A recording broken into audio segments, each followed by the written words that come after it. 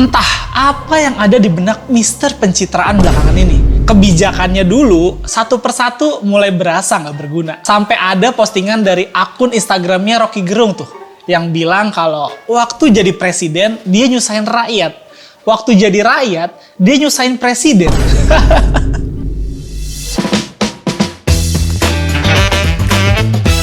Lagi-lagi kebijakan luar biasa bodoh yang dikeluarkan oleh mantan Presiden Jokowi menjadi beban Presiden Prabowo. Apalagi kalau bukan urusan pagar laut. Gila banget sih. Itu laut tiba-tiba terekspos punya pagar yang gak bertuan. Banyak isu yang berkembang kemana-mana. Yang menarik perhatian gue adalah isu kalau ini adalah milik salah satu taipan besar. Buat gue sang taipan itu gak ada salah apa-apa ya. Kenapa? Karena dia itu pengusaha. Yang namanya pengusaha udah pasti di mana ada celah, di situ dia bermain. Yang jadi masalah itu siapa yang kasih izin. Nggak mungkin ada pengusaha berani pasang pagar laut kalau nggak dikasih izin. Nah, siapa yang kasih izin? Yang pasti pemasangan pagar laut itu nggak terjadi pemerintahan Pak Prabowo. Karena beliau aja baru menjabat kurang dari 3 bulan. Dan nggak mungkin pagar laut yang panjangnya mencapai 30 km itu dibangun dalam waktu 3 bulan. Lalu siapa yang kasih izin? Ya, udah pasti pemerintahan si Mister Tipu Daya Jokowi lah. Sebelum lanjut nih, lu tonton dulu deh videonya. Ini kan 50% kan menterinya Jokowi. Oke, sedangkan proyek ini adalah proyek di zaman Jokowi. Proyek zaman Jokowi dan memastikan bahwa proyeknya harus jalan. Karena sebagai hutang budi. Utang budinya siapa nih? Hutang budi Jokowi dengan Aguan. Oh, Proyek IKN. Jadi artinya tidak berdiri sendiri. PIK 2 ini, PSN dijadikan PSN itu karena hutang budi, karena Aguan itu telah memberikan kontribusi kompensasi untuk IKN. Kalau 2 tahun lalu lo kasih video ini ke gua, pasti gua nggak akan setuju tuh.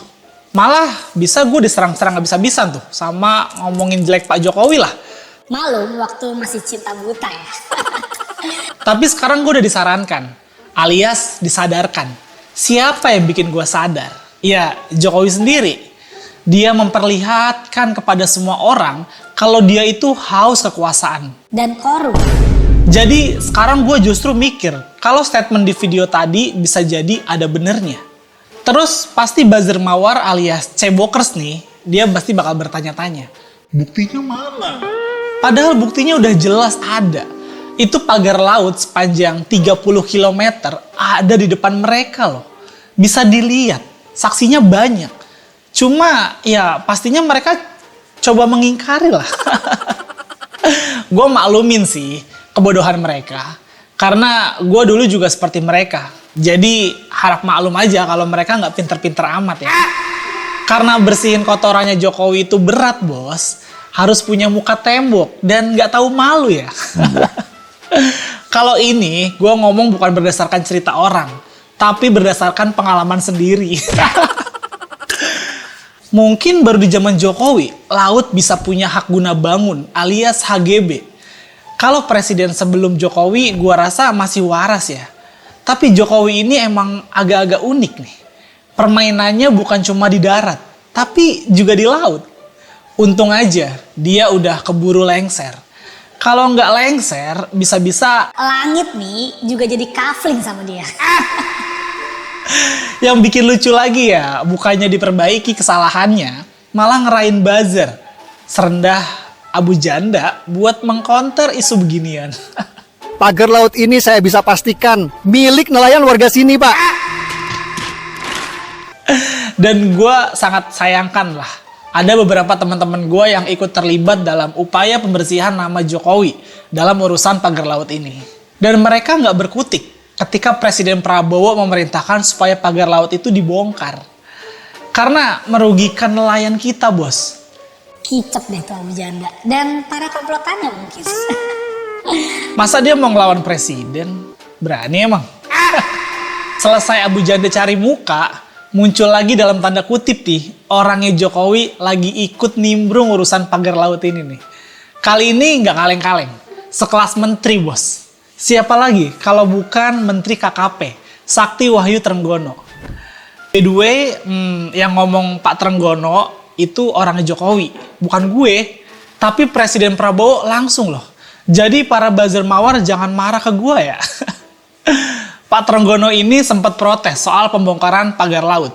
Lah, kan itu pagar dibongkar atas perintah Presiden Prabowo. Kenapa dia yang protes? Mungkin Pak Trenggono ini lupa kalau bosnya dia sekarang adalah Prabowo, bukan Jokowi. Karena manusia itu tempatnya salah dan lupa, wajarlah manusia, bukan nabi boy. Kelakuan Pak Trenggono ini jadi makin memperkuat kecurigaan ya, kalau dia protes keras karena Jokowi dalam tekanan. Karena kita, pagar laut itu adalah kebijakan Jokowi yang diberikan sebagai balas budi. Mungkin karena kesepakatan balas budi itu, jadinya ada tekanan besar kepada Jokowi. Ya kira-kira gini lah. Gimana sih Pak? Kan saya udah kasih duit ke Bapak dan program-programnya. Kok Bapak bongkar sih pagar lautnya? Aduh. Ya kira-kira gitu lah ya. Tapi gue setuju dengan langkah yang diambil oleh Presiden Prabowo ini. Pagar laut itu harus dibongkar. Karena banyak yang bilang juga, kalau didiemin aja, Lama-lama bisa jadi pulau reklamasi tuh. tapi tetap ya, nggak gue habis pikir nih, bisa-bisanya ada HGB di tengah laut. Dan kabarnya malah bukan di daerah situ aja loh. Di daerah lain seperti Surabaya juga ada HGB-nya di tengah laut. Gue nggak ngerti deh, apakah ada Aquaman-nya atau Little Mermaid-nya yang mau bangun istana di tengah laut atau gimana sih? Terus ada pertanyaan lucu lagi nih. Kira-kira itu istananya Nyi Roro Kidul ada HGB-nya? Gila bener emang Jokowi ini nih. Dia yang utang budi, nelayan kita yang disengsarain. Udah beberapa pejabat yang disebut-sebut sebagai dalam tanda kutip nih orangnya Jokowi ini berulah semua dan bikin beban di pemerintahan Prabowo. Kalau gue tebak sih namanya orangnya Jokowi ya pasti bawa kepentingannya Jokowi lah. Mereka nggak peduli sama pemerintahan Prabowo mau dinilai bagus atau jelek. Yang penting nama Jokowi tetap wangi. Dan coba lu semua perhatiin deh. Kok sepertinya ada operasi terselubung dari Jokowi melalui orang-orangnya nih.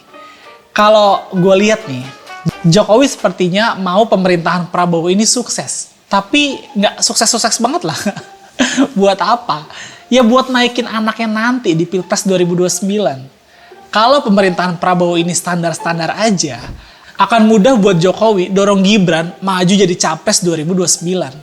Tapi kalau pemerintahan Prabowo itu bagus banget nih, akan susah dia mau majuin Gibran nanti. Karena orang kan pasti ngelihat presidennya dulu siapa. Dan mau nggak mau Jokowi harus majuin Gibran jadi cawapres Prabowo nanti 2029. Itu pun akan susah karena persaingannya makin ketat. Tapi intinya Jokowi ini harus punya kaki tangan lah di pemerintahan. Terutama untuk lembaga-lembaga strategis ya. Ya kenapa gue bisa bilang kayak gitu? Karena dia banyak dosa-dosa politiknya. Jadi abis pensiun ini, gua rasa hidupnya Jokowi makin gak tenang. Walaupun dia selalu mencoba tampil santai di depan publik ya. Oke, sekian dulu dari gua. Sorry to say kalau ada omongan gua yang gak berkenan di hati kalian. Perbedaan jangan buat kita untuk berhenti berteman. Gue Iwan Chan, bye.